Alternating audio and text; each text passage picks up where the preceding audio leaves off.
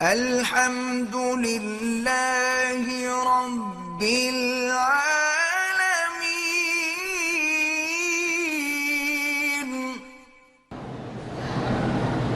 سیدنا علی جو ہیں ان کے والد کا نام عبد العزیٰ تھا، کنیت ابو طالب تھی، لیکن وہ مشہور کنیت سے ہو گئے تھے، اس لیے علی ابن ابی طالب کہتے ہیں، ورنہ ان کے والد کا نام عبد العزیٰ ہے، اور ان کی والدہ کا نام فاطمہ بنت اسد ہے۔ اور حضرت علی جو ہے یہ نجیب الطرفین ہیں، یعنی ماں کی طرف سے بھی باپ کی طرف سے بھی ہاشمی خاندان سے تعلق ہے، اور حضور صلی اللہ علیہ وسلم کے چچے کے بیٹے ہیں۔ بچپن سے ہی حضور پاک نے حضرت عباس سے فرمایا تھا کہ ابو طالب پر کافی بوجھ ہے، ایسا کریں کہ ایک تو آپ لے لیں، ایک میں لے لیتا ہوں۔ تو حضرت عباس نے جعفر کو لے لیا، حضور نے حضرت علی کو لے لیا۔ تو حضرت علی رضی اللہ تعالیٰ عنہ بچپن سے ہی حضور کی کفالت میں آ گئے۔ جب نبوت کا اعلان ہوا، حضور صلی اللہ علیہ وسلم نے اپنی دعوت اسلام دی، تو حضرت علی بھی فوراً مسلمان ہو گئے، حالانکہ اس وقت یہ بچے تھے۔ اسی لیے محدثین کی تحقیق ہے کہ عورتوں میں سب سے پہلے ایمان لانے والی سیدہ خدیجہ ہے رضی اللہ عنہا، اور مردوں میں سب سے پہلے ایمان لانے والے ابو بکر ہیں، اور بچوں میں سب سے پہلے ایمان لانے والے علی ہیں، اور غلاموں میں سب سے پہلے ایمان لانے والے حضرت زید ہیں۔ تو حضرت علی رضی اللہ تعالی عنہ بھی السابقون الاولون میں شامل ہوئے، اور ہر مقام پر حضور صلی اللہ علیہ وسلم کی خدمت میں اور اعانت میں پیش رہے۔ سیدنا علی رضی اللہ تعالی عنہ کئی امتحان گزرے ہیں۔ سب سے بڑا امتحان تو ہجرت کی رات تھی کہ حضور صلی اللہ علیہ وسلم نے فرمایا کہ علی تم میرے بستر پہ سو جاؤ اور میری چادر اوپر اوڑھ لو، تاکہ دشمن یہ سمجھیں کہ اللہ کے نبی گھر میں سو رہے ہیں، تاکہ ہم جو ہے ہجرت کے لیے سفر کر لیں۔ اور اللہ کے نبی کے پاس جو مکے والوں کی امانتیں تھیں، چونکہ مکے والے آپ کو امین سمجھتے تھے، صادق سمجھتے تھے، اپنی امانتیں حضور کے پاس رکھتے تھے۔ وہ ساری امانتیں حضور نے حضرت علی کے سپرد کی کہ میرے جانے کے بعد جن جن کی امانتیں ہیں ان کو پہنچا دینا۔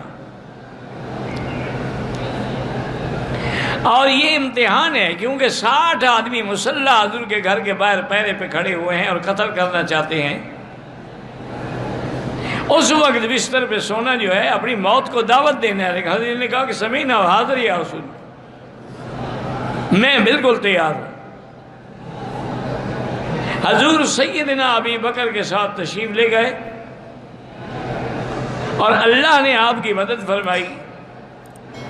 آپ نے مٹی اٹھائی اور اس پہ پڑھا، اور اس کے بعد پھینکا، شاہت الوجوہ شاہت الوجوہ شاہت الوجوہ۔ اور بعض روایات میں ہے کہ سورۃ یاسین کی جو آیتیں ہیں وَجَعَلْنَا مِن بَيْنِ أَيْدِيهِمْ سَدًّا وَمِنْ خَلْفِهِمْ سَدًّا فَأَغْشَيْنَاهُمْ فَهُمْ لَا يُبْصِرُونَ، یہ بھی پڑھی اور یہ بھی پڑھا اور پھینکی۔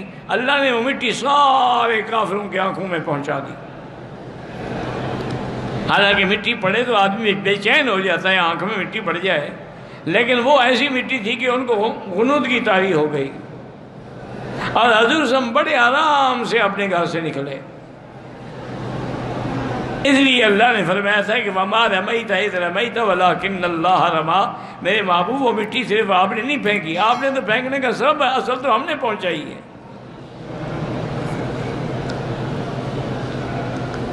اب جب صبح ہو گئی، دیکھیں کافر ہیں لیکن حضور کے گھر میں داخل نہیں ہوئے، ان کو چادر اور چار دیواری کا اتنا خیال تھا کہ کسی کے گھر میں داخل نہیں ہوئے۔ جب حضور نکلیں گے ہم حملہ کریں گے، گھر میں کیوں داخل؟ آج مسلمانوں کو بھی کسی کے گھر کا، کسی کی چادر چار دیواری کا کوئی احساس نہیں ہے، وہ کافروں کو بھی خیال تھا۔ اب جب صبح پھوٹی اور دیکھا کہ وہاں چادر ہٹی، انہوں نے کہا یہ تو حضرت علی ہیں، ہم سمجھ رہے ہیں کہ اللہ کے نبی سو رہے ہیں۔ انہوں نے پوچھا حضرت علی سے کہ اللہ کے نبی کا؟ انہوں نے کہا مجھے کیا پتا اس وقت کہاں ہوں گے۔ تو حضرت علی رضی اللہ تعالیٰ عنہ نے یہ قربانی دی اور حضور کے حکم پر اس رات گویا کہ موت کے بستر پہ لیٹنا تھا، لیکن حضرت علی نے کوئی پرواہ نہیں۔ اور اس کے بعد پھر حضرت علی رضی اللہ تعالیٰ نے امانتیں پہنچائیں، امانتیں پہنچانے کے بعد ہجرت فرما کے آپ بھی مدینہ منورہ پہنچ گئے۔ حضور بھی مدینہ منورہ میں پہنچ چکے تھے اور مواخات ہو رہی تھی۔ مواخات کا معنی ایک دوسرے کا بھائی بنانا۔ حضور پاک نے اوس و خزرج انصاریوں کو بلایا، انہوں نے کہا دیکھو مہاجر ہیں، مکے سے آئے ہیں، ان کے پاس کچھ بھی نہیں، نہ ٹھکانہ ہے، نہ جگہ ہے، نہ گھر ہے، ایسا کریں کہ ایک مہاجر ایک انصاری بھائی بن جاؤ۔ انہوں نے کہا ہم تو حاضر ہیں یا رسول۔ حضور صلی اللہ علیہ وسلم سب کا بھائی بناتے کہتے یہ تمہارا بھائی، یہ تمہارا بھائی، یہ تمہارا بھائی۔ اللہ کی شان ہے کہ حضرت علی کہیں کام گئے ہوئے تھے، واپس آئے تو سب بھائی بن چکے تھے، حضرت علی بچ گئے۔ حضرت علی نے آگے کہا کہ آخید بینہم، یا رسول اللہ سب کو بھائی بنا دیا، میرا تو کوئی بھائی نہیں بنایا۔ ہر عجیب بات ہے، انت اخی و انا اخوک، تم میرے بھائی میں تمہارا بھائی، تمہیں کسی اور بھائی کی کیا ضرورت ہے؟ تو حضرت علی رضی اللہ تعالیٰ عنہ بڑے خوش ہوئے کہ اللہ کے نبی نے یہ مقام بھی آپ کو عطا فرمایا۔ اور اسی طرح حضرت سیدنا علی رضی اللہ تعالیٰ عنہ سے آپ نے سیدہ فاطمہ کا نکاح کے بارے میں فیصلہ فرمایا، اور حضور کی حدیث ہے ما تزوجت من نسائی ولا بناتی الا بوحی من اللہ، میں نے کسی عورت سے شادی نہیں کی، نہ اپنی بیٹیوں کی شادی کی، اگر اللہ کا وحی آیا تب میں نے کی۔ حضور کی اپنی تمنا نہیں تھی، اللہ کا وحی آتی تھی، ورنہ سیدہ فاطمہ کا رشتہ کئی صحابہ نے مانگا، لیکن حضور خاموش رہے۔ آخر اللہ نے حکم دیا تو آپ نے حضرت علی کو بلا کے فرمایا کہ میں فاطمہ کا نکاح کرنا چاہتا ہوں، حل عندک شیء، تمہارے پاس کچھ ہے؟ انہوں نے کہا اصل میرے پاس تو بس ایک گھوڑا ہے سواری کا اور ایک زرہ ہے جنگ میں جو کام آتی ہے۔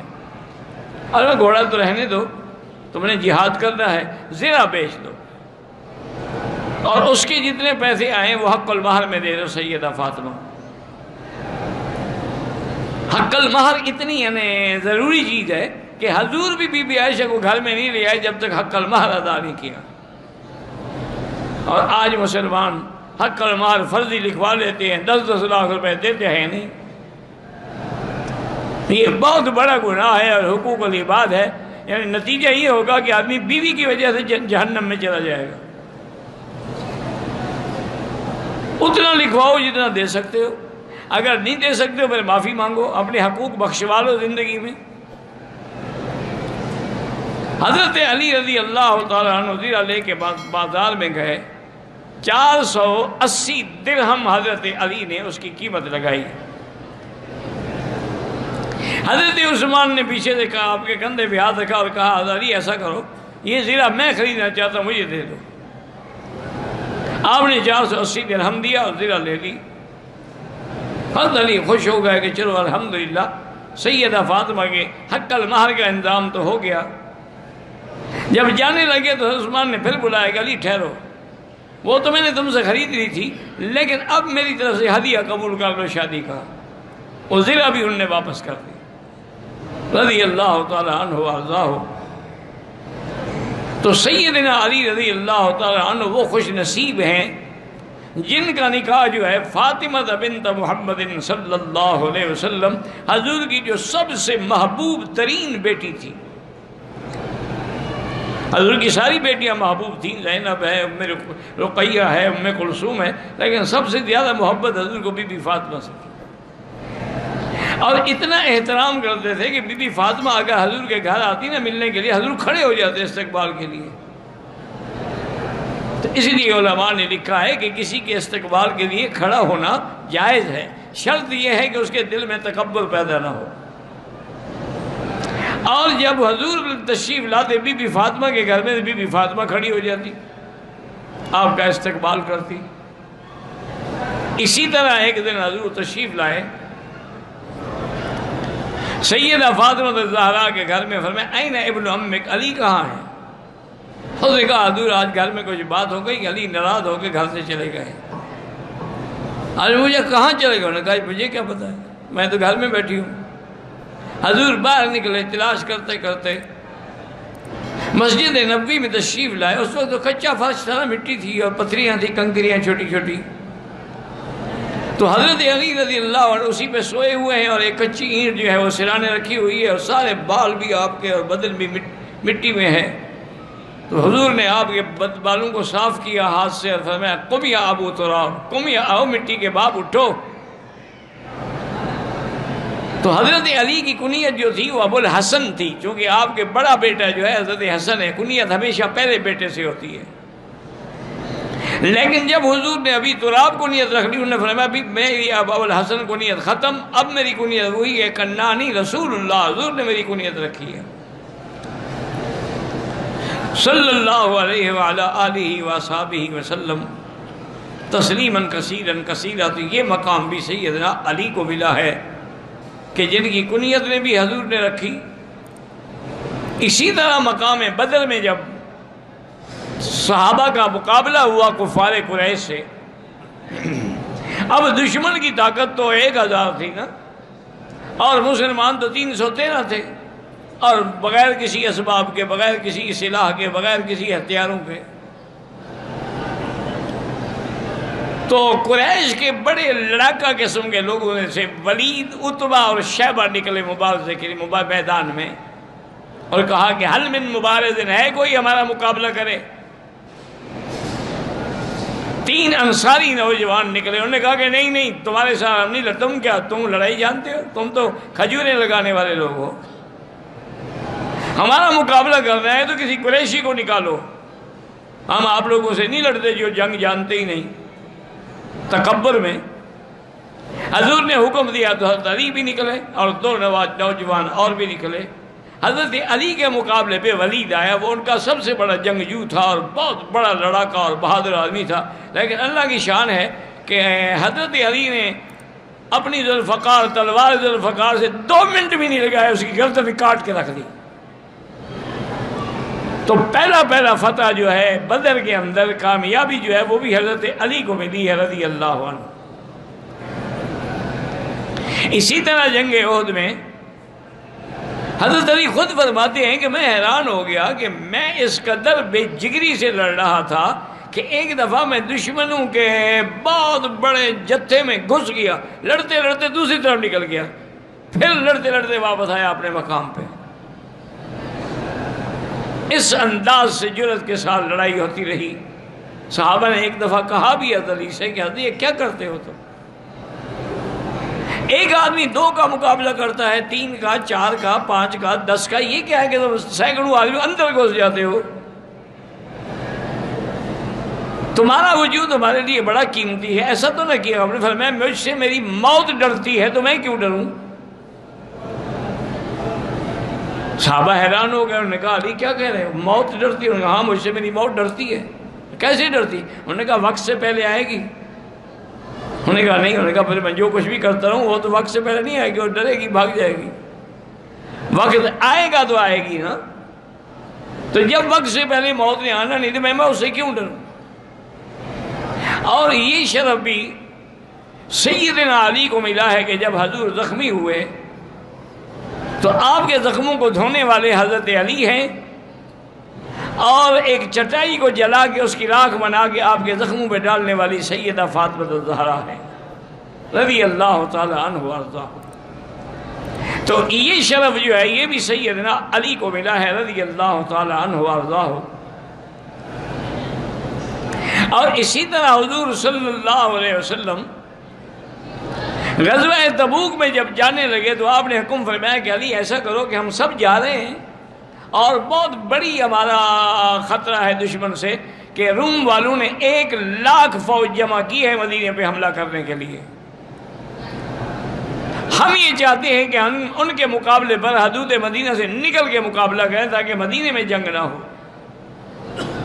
لیکن تم نے یہاں رہنا ہے۔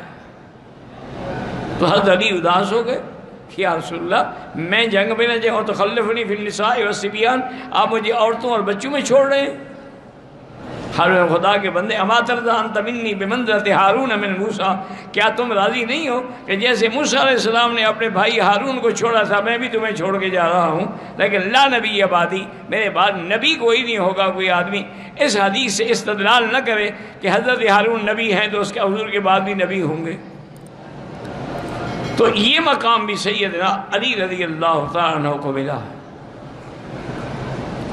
اور اسی طرح سیدنا علی رضی اللہ تعالیٰ عنہ کو آپ نے یمن کے لیے بھیجا کہ تم یمن کے والی بن کے جاؤ۔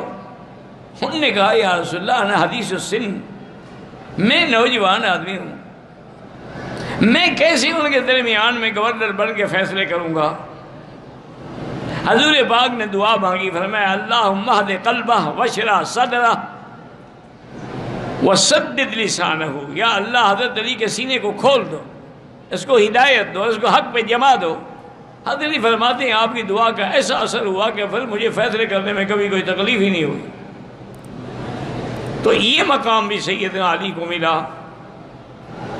اور جب جنگ خیبر ہوئی تو خیبر جو ہے نا یہ یہودیوں کا گڑھ تھا، اصل میں یہود زیادہ خیبر میں تھے، جو مدینے سے نکلے بنی قریظہ بنو نذیر یہ بھی پھر خیبر چلے گئے، اور وہاں یہودیوں کے بڑے بڑے قلعے تھے، کئی قلعے تھے، اور بڑے دولت مند اور بڑے باغات کے مالک لوگ تھے۔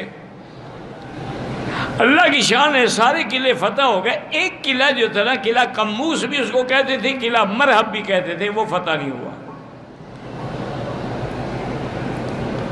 حضور صلی اللہ علیہ وسلم نے اعلان فرمایا لَأَعْطِيَنَّ رَایَةً غَدًا رَجُلٌ يُحِبُّ اللَّهَ وَرَسُولَهُ وَيُحِبُّهُ اللَّهُ وَرَسُولُهُ، کہ کل میں اسلام کا پرچم ایک ایسے بندے کو دوں گا جو اللہ اللہ کے رسول کو محبوب رکھتے ہیں، اللہ اللہ کا رسول بھی اس کو محبوب رکھتے ہیں۔ صحابہ کہتے ہیں ہمیں تو ساری رات نیند نہیں آئی کہ یہ مقام کس کو ملے گا؟ اللہ سے تو سب محبت کرتے ہیں نا، بڑی بات یہ ہے کہ اللہ بھی اس سے محبت کرے۔ کہتے ہیں ہم سب انتظار کرتے رہے، صبح کی نماز کے بعد انہوں نے فرمایا کہ این علی کیوں، علی کہاں ہے، نظر نہیں آ رہا۔ انہوں نے کہا صفی عینیہ رمد، اس کی آنکھوں میں شدید تکلیف ہے، وہ بیچارے نماز بھی خیمے میں بیٹھ کے پڑھ رہے ہیں۔ اور انہوں نے فاتونی علی، لے آؤ اس کو۔ حضرت علی فرماتے ہیں کہ دو آدمیوں کے کندھے پہ میں نے ہاتھ رکھا، میں زمین کو نہیں دیکھ سکتا تھا، میری دونوں آنکھوں میں اتنی شدید تکلیف ہوئی، آشوب چشم ہو گیا کہ مجھے زمین نظر نہیں آتی تھی۔ حضور کی خدمت میں آیا اور میں علی میں نے تو فیصلہ کیا ہے کہ وہ جھنڈا آپ کو دوں گا۔ انہوں نے کہا حضرت یا رسول اللہ میں تو حاضر ہوں، لیکن میری تو آنکھیں میں تو دیکھ ہی نہیں سکتا۔ ادھر منی، میرے قریب ہو جا۔ فبصق رسول اللہ فی عینیہ، آپ نے اپنا لعاب دہن دونوں آنکھوں پہ لگایا۔ حضرت فرماتے ہیں لگانے کی دیر تھی کأنما بھی وجہ، مجھے تکلیف کبھی گویا کہ ہوئی نہیں تھی، میری آنکھیں پہلے سے بھی زیادہ خوبصورت اور حسین ہو گئیں اور زیادہ چمکیلی ہو گئیں۔ تو حضرت علی نے وہ جھنڈا اپنے ہاتھ میں لیا اور مرحب کے قلعے پہ جب پہنچے تو مرحب بھی اندر سے مسلح ہو کر اور آن پوش ہو کے لوہے کے خود اور زرے اور سارے پہنے ہوئے باہر نکلا اور بڑے زور سے رجز کہنے لگا علمت خیبر انی مرحب، کہ خیبر جانتا ہے کہ میں مرحب ہوں، میرا مقابلہ کون کر سکتا ہے؟ حضرت علی سامنے آئے فرمایا انا الذی سمتنی امی حیدرا، میں بھی وہ ہوں جس کو ماں نے حیدر کا لقب دیا تھا۔ کہتے ہیں کہ مقابلہ ہوا، بڑا زور سے مقابلہ ہوا، لیکن اللہ کی شان ہے کہ بغل کے نیچے کی جگہ خالی تھی، وہاں چونکہ ذرا نہیں تھی تو حضرت علی نے وہیں سے تلوار گھسائی اور سر سے نکل گئی اور کافر فی النار ہو گیا۔ جب مرحب مر گیا تو قلعہ کھل گیا، قلعہ فتح ہو گیا۔ تو یہ مقام بھی اللہ تبارک و تعالیٰ نے سیدنا علی رضی اللہ تعالیٰ عنہ کو فتح فرمایا تھا۔ اور اسی طرح حضور پاک نے جب آیت تطہیر نازل ہوئی تو آپ نے اپنے بچوں کو حسن، حسین، فاطمہ، علی سب کو بلایا اپنے ساتھ بٹھایا اور اپنی چادر مبارک اوپر ڈالی، اس میں حضرت علی بھی موجود ہیں، فرمایا اللہم ہؤلاء اہل بیتی، یا اللہ یہ بھی میرے اہل بیت ہیں۔ تو بی بی ام سلمہ بھی بیٹھی تھیں آپ کی بیوی، انہوں نے کہا حضور میں بھی چادر کے نیچے آ جی، فرمایا انت لا خیر، تمہارے حق میں تو قرآن نازل ہو چکا ہے۔ ازواج مطہرات کی اہل بیت ہونے پر تو نص قطعی آ چکی ہے، ضرورت تو ان کے لیے ہے جن کے لیے قرآن نازل نہیں ہوا، اس لیے میں ان کی دعا کر رہا ہوں۔ تو اس کے اندر بھی حضرت علی رضی اللہ تعالیٰ عنہ بھی شامل تھے حضور کی دعا میں۔ اور ایک دفعہ حضور پاک صلی اللہ علیہ وسلم نے آپ کو فرمایا کہ انت ولی کل مومن، علی تم ہر مومن کے دوست ہو، اور پھر دعا بھی مانگی کہ اللہم والی من والہ وآد من آداہ، یا اللہ جو علی سے محبت کرے آپ بھی محبت کریں، جو علی سے دشمنی کرے آپ بھی اس سے دشمنی کریں۔ اسی طرح ایک روایت میں آتا ہے، آپ نے فرمایا من سب علی فسبنی، جس نے حضرت علی کو گالی دی اس نے گویا کہ مجھے گالی دی ہے، چونکہ علی جو ہے میرے چاچے کا بیٹا ہے، اور یہ شرف بھی حضرت علی کو ملا ہے کہ آپ کی والدہ فاطمہ بنت اسد اسلام لے آئی تھی، والد اسلام نہیں لائے ابو طالب، لیکن والدہ مسلمان ہو گئی۔ تو حضور پاک اس کی قبر کو خود تیار کرایا، اور تیار کرنے کے بعد اپنا قمیض بھی دیا ان کو کفن کے لیے، اور پھر حضور ان کو دفن کرنے سے پہلے اس کی قبر میں خود لیٹ گئے، کافی دیر لیٹے رہے۔ صحابہ کہتے ہیں ہم تمنا کر رہے تھے کاش یہ ہماری قبر ہوتی جس میں آج حضور خود لیٹے ہوئے ہیں۔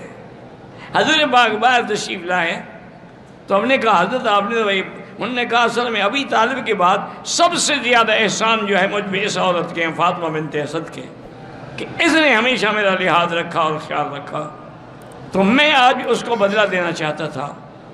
تو یہ مقام جو تھا یہ بھی سیدنا علی رضی اللہ تعالی عنہ کو نصیب ہوا، رضی اللہ تعالی عنہ وارضاہ، واللہ اعلم۔